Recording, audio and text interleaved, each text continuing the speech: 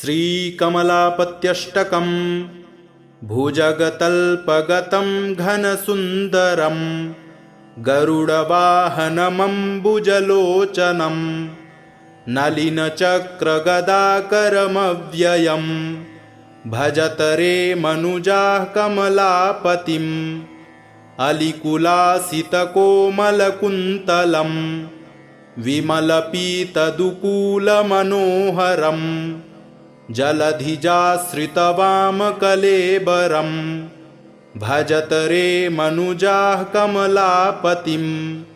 किमु जपैश्च तपोभिरुताध्वरैरपि किमुत्तमतीर्थनिषेवणैः किमुत शास्त्रकदम्बविलोकनैर्भजत रे मनुजाः कमलापतिम् मनुजदेहमिमं भुवि दुर्लभं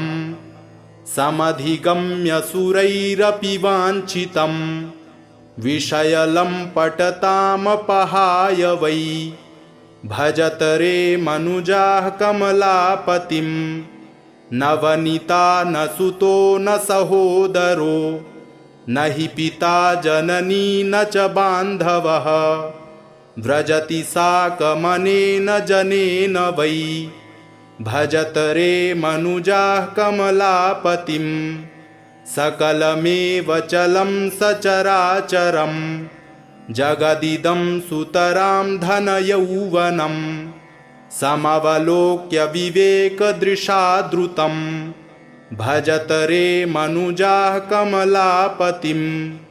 विविधरोगयुतं क्षणभङ्गुरं परवशं नवमार्गमलाकुलं परिनिरीक्ष्य शरीरमिदं स्वकं भजत रे मनुजाः कमलापतिम् मुनिवरैरनिशं हृदि भावितं शिवविरिञ्चि महेन्द्रनुतं सदा मरणजन्मजराभयमोचनं भजत रे मनुजाः कमलापतिम् हरिपदाष्टकमेतदनुत्तमं परमहंसजनेन समीरितम्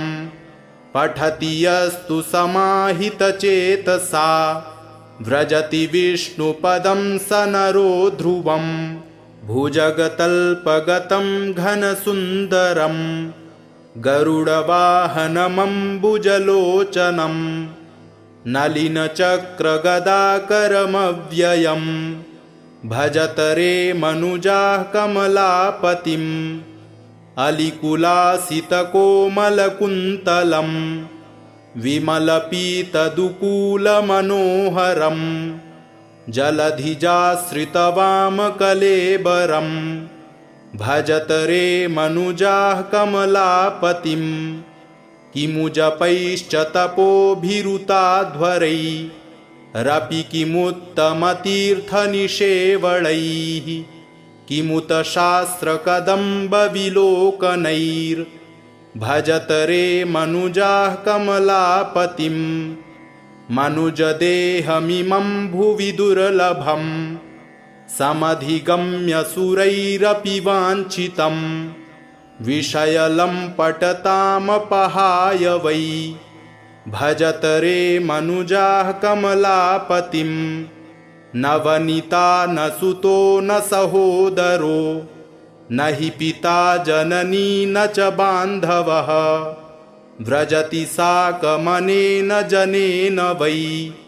भजत रे मनुजाः कमलापतिम् सकलमेव चलं सचराचरं जगदिदं सुतरां धनयौवनं समवलोक्य विवेकदृशा द्रुतं भजत रे मनुजाः कमलापतिम् विविधरोगयुतं क्षणभङ्गुरं परवशं नवमार्गमलाकुलं परिनिरीक्ष्य शरीरमिदं स्वकं भजत रे मनुजाः कमलापतिम् मुनिवरैरनिशं हृदि भावितं शिवविरिञ्चि महेन्द्रनुतं सदा मरणजन्मजराभयमोचनं भजत रे मनुजाः कमलापतिं हरिपदाष्टकमेतदनुत्तमं परमहंसजनेन समीरितं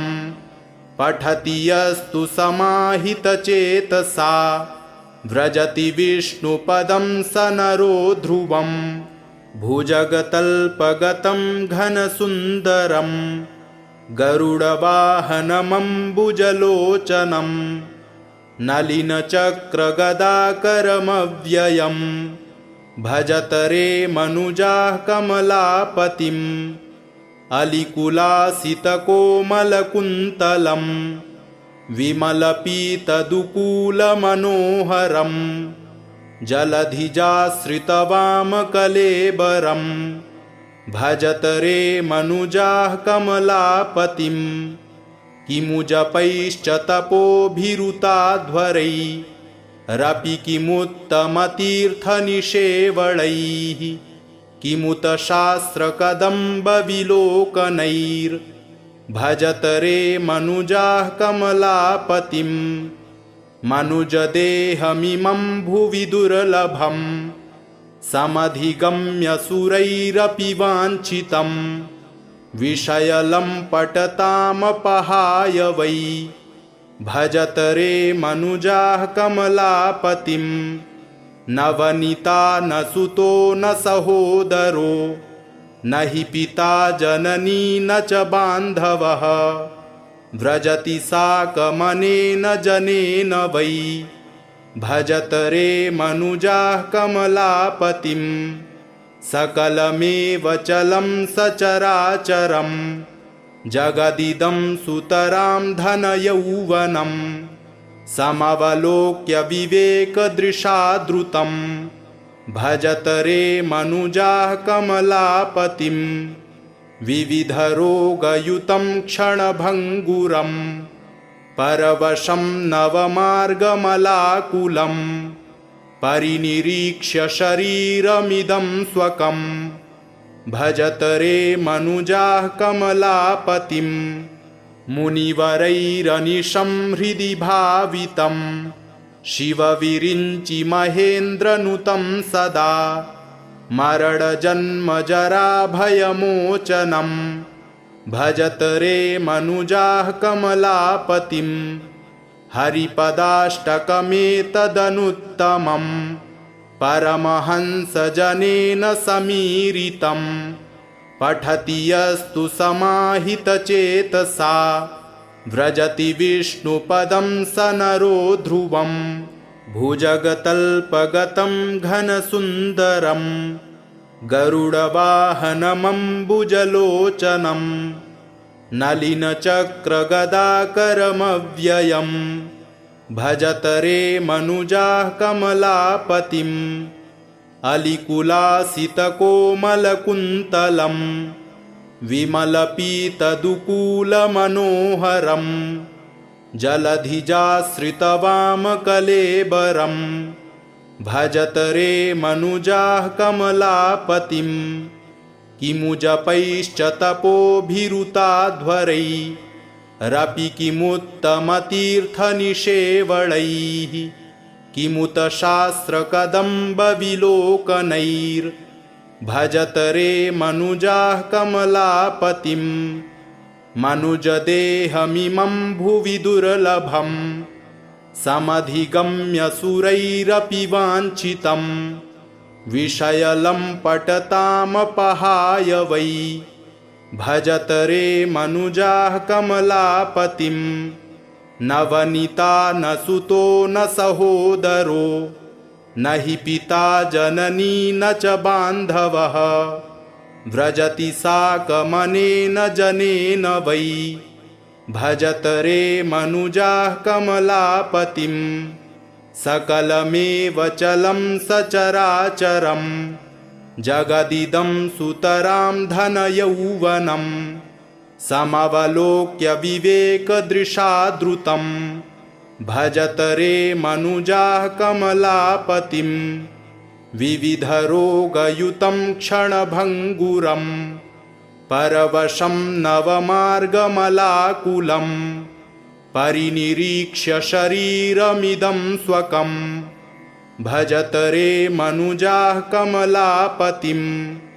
मुनिवरैरनिशं हृदि भावितं शिवविरिञ्चि महेन्द्रनुतं सदा मरणजन्मजराभयमोचनं भजत रे मनुजाः कमलापतिं हरिपदाष्टकमेतदनुत्तमं परमहंसजनेन समीरितं पठति यस्तु समाहितचेतसा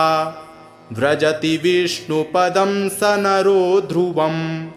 भुजगतल्पगतं घनसुन्दरं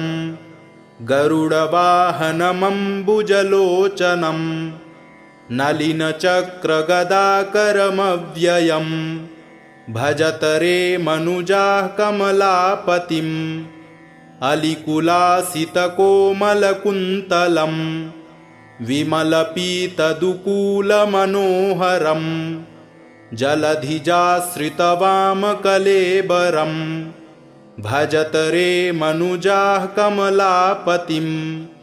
किमु जपैश्च तपोभिरुताध्वरैरपि किमुत्तमतीर्थनिषेवणैः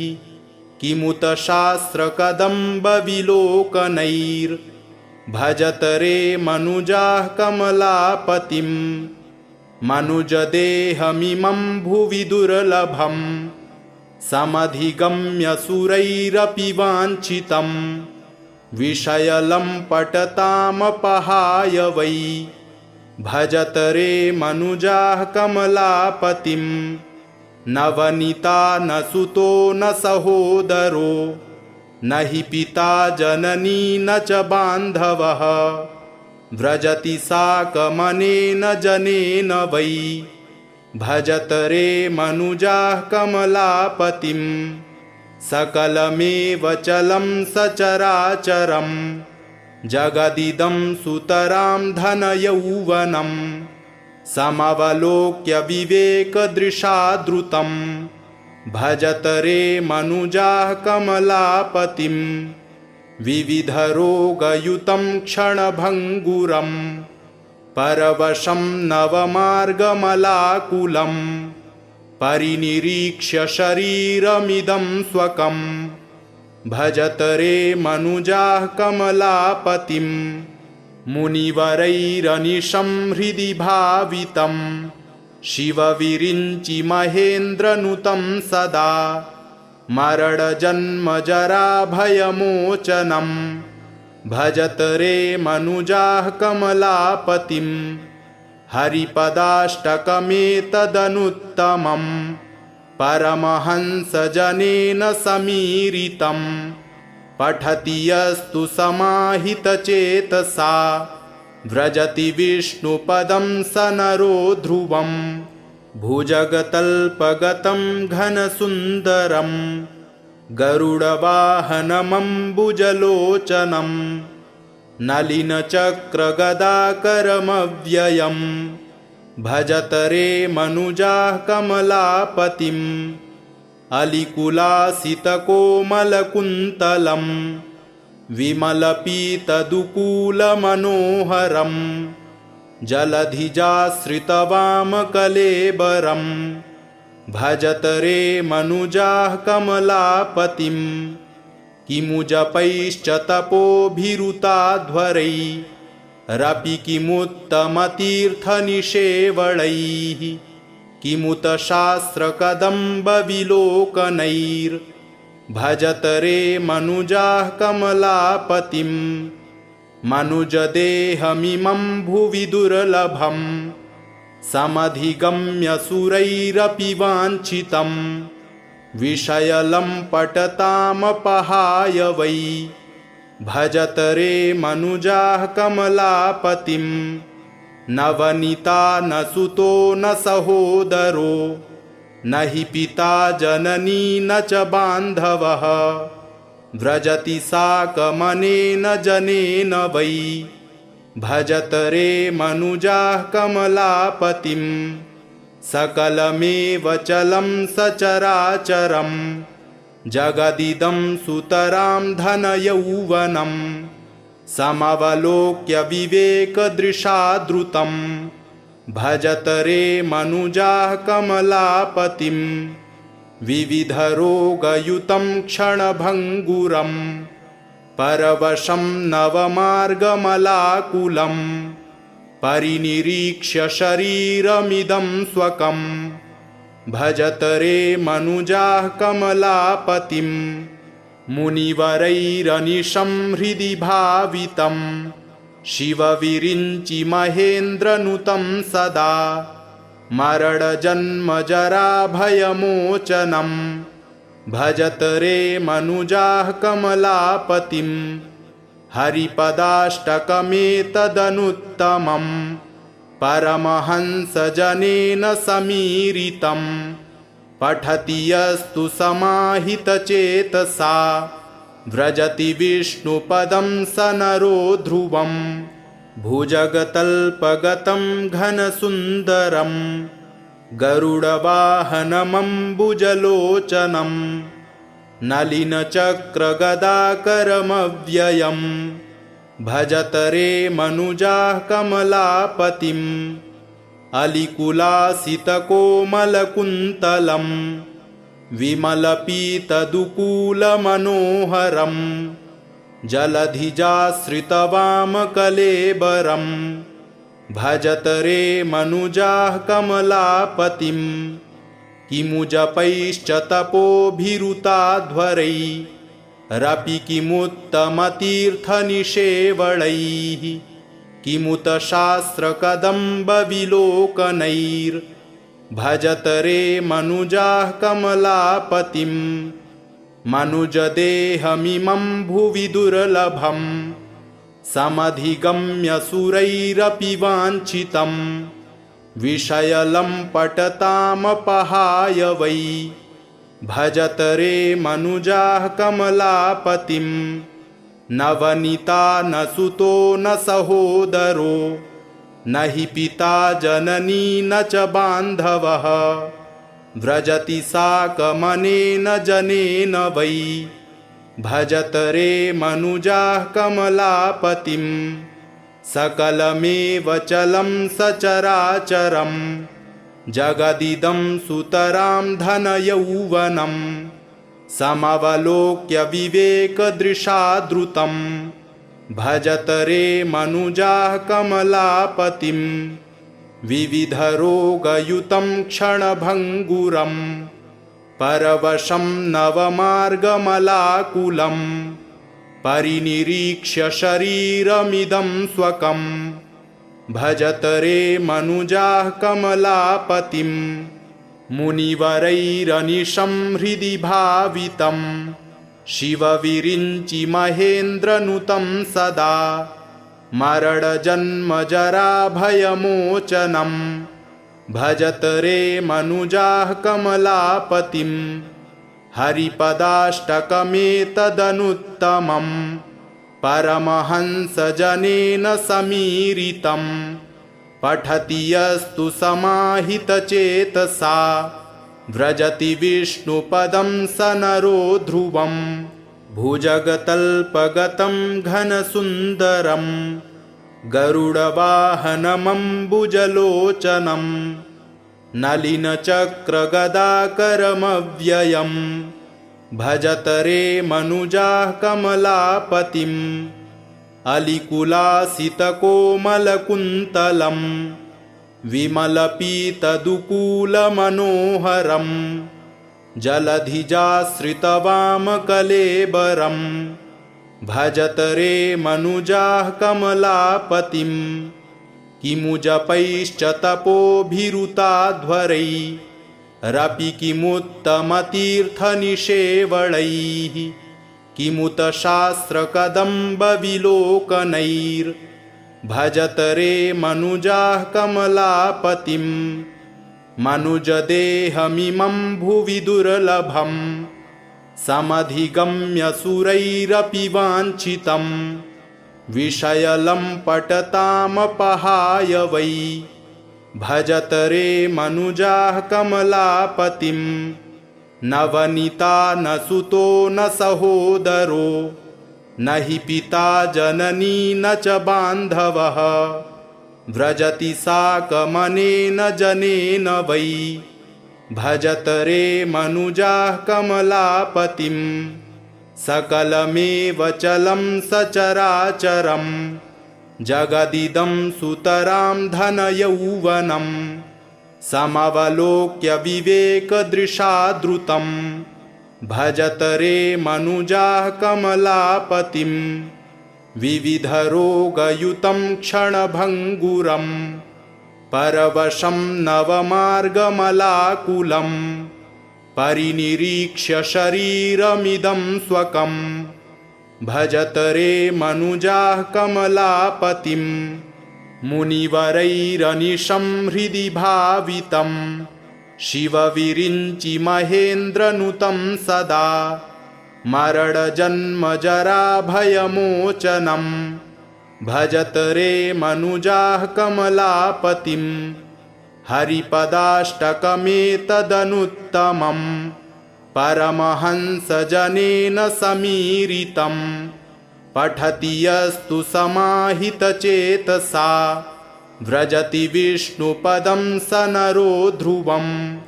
भुजगतल्पगतं घनसुन्दरं गरुडवाहनमम्बुजलोचनं नलिनचक्रगदाकरमव्ययं भजत रे मनुजाः कमलापतिं अलिकुलासितकोमलकुन्तलं विमलपीतदुकूलमनोहरं जलधिजाश्रितवामकलेबरं भजत रे मनुजाः कमलापतिं किमु जपैश्च तपोभिरुताध्वरैरपि किमुत्तमतीर्थनिषेवणैः किमुत शास्त्रकदम्बविलोकनैर्भजत रे मनुजाः कमलापतिं मनुजदेहमिमं भुवि दुर्लभं समधिगम्य सुरैरपि वाञ्छितं विषयलम्पटतामपहाय वै भजत रे मनुजाः कमलापतिं नवनीता न सुतो न सहोदरो न हि पिता जननी न च बान्धवः व्रजति साकमनेन जनेन वै भजत रे मनुजाः कमलापतिं सकलमेव चलं सचराचरं जगदिदं सुतरां धनयौवनं समवलोक्य विवेकदृशा द्रुतं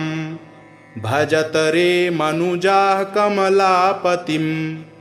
विविधरोगयुतं क्षणभङ्गुरं परवशं नवमार्गमलाकुलं परिनिरीक्ष्य शरीरमिदं स्वकं भजत रे मनुजाः कमलापतिं मुनिवरैरनिशं हृदि भावितं शिवविरिञ्चि महेन्द्रनुतं सदा मरणजन्मजराभयमोचनं भजत रे मनुजाः कमलापतिं हरिपदाष्टकमेतदनुत्तमं परमहंसजनेन समीरितं पठति यस्तु समाहितचेतसा व्रजति विष्णुपदं स नरो ध्रुवं भुजगतल्पगतं घनसुन्दरं गरुडवाहनमम्बुजलोचनं नलिनचक्रगदाकरमव्ययं भजत रे मनुजाः कमलापतिं अलिकुलासितकोमलकुन्तलं विमलपीतदुकूलमनोहरं जलधिजाश्रितवामकलेबरं भजत रे मनुजाः कमलापतिं किमु जपैश्च तपोभिरुताध्वरैरपि किमुत्तमतीर्थनिषेवणैः किमुत शास्त्रकदम्बविलोकनैर्भजत रे मनुजाः कमलापतिम् मनुजदेहमिमं भुवि दुर्लभम् समधिगम्य सुरैरपि वाञ्छितं विषयलम्पटतामपहाय वै भजत रे मनुजाः कमलापतिं न वनिता न सुतो न सहोदरो न हि पिता जननी न च बान्धवः व्रजति साकमनेन जनेन वै भजत रे मनुजाः कमलापतिं सकलमेव चलं सचराचरं जगदिदं सुतरां धनयौवनं समवलोक्य विवेकदृशा द्रुतं भजत रे मनुजाः कमलापतिं विविधरोगयुतं क्षणभङ्गुरं परवशं नवमार्गमलाकुलं परिनिरीक्ष्य शरीरमिदं स्वकं भजत रे मनुजाः कमलापतिं मुनिवरैरनिशं हृदि भावितं शिवविरिञ्चि महेन्द्रनुतं सदा मरणजन्मजराभयमोचनं भजत रे मनुजाः कमलापतिं हरिपदाष्टकमेतदनुत्तमं परमहंसजनेन समीरितं पठति यस्तु समाहितचेतसा व्रजति विष्णुपदं स नरो ध्रुवं भुजगतल्पगतं घनसुन्दरं गरुडवाहनमम्बुजलोचनं नलिनचक्रगदाकरमव्ययं भजत रे मनुजाः कमलापतिं अलिकुलासितकोमलकुन्तलं विमलपीतदुकूलमनोहरं जलधिजाश्रितवामकलेबरं भजत रे मनुजाः कमलापतिं किमु जपैश्च तपोभिरुताध्वरैरपि किमुत्तमतीर्थनिषेवणैः किमुत शास्त्रकदम्बविलोकनैर्भजत रे मनुजाः कमलापतिं मनुजदेहमिमं भुवि दुर्लभं समधिगम्य सुरैरपि वाञ्छितं विषयलम्पटतामपहाय वै भजत रे मनुजाः कमलापतिं न वनिता न सुतो न सहोदरो न हि पिता जननी न च बान्धवः व्रजति साकमनेन जनेन वै भजत रे मनुजाः कमलापतिं सकलमेव चलं सचराचरं जगदिदं सुतरां धनयौवनं समवलोक्य विवेकदृशा द्रुतं भजत रे मनुजाः कमलापतिं विविधरोगयुतं क्षणभङ्गुरं परवशं नवमार्गमलाकुलं परिनिरीक्ष्य शरीरमिदं स्वकं भजत रे मनुजाः कमलापतिं मुनिवरैरनिशं हृदि भावितं शिवविरिञ्चि महेन्द्रनुतं सदा मरणजन्मजराभयमोचनं भजत रे मनुजाः कमलापतिं हरिपदाष्टकमेतदनुत्तमं परमहंसजनेन समीरितं पठति यस्तु समाहितचेतसा व्रजति विष्णुपदं स नरो ध्रुवम् इति श्रीमत्परमहंसस्वामी ब्रह्मानन्दविरचितं कमलापत्यष्टकं सम्पूर्णम्।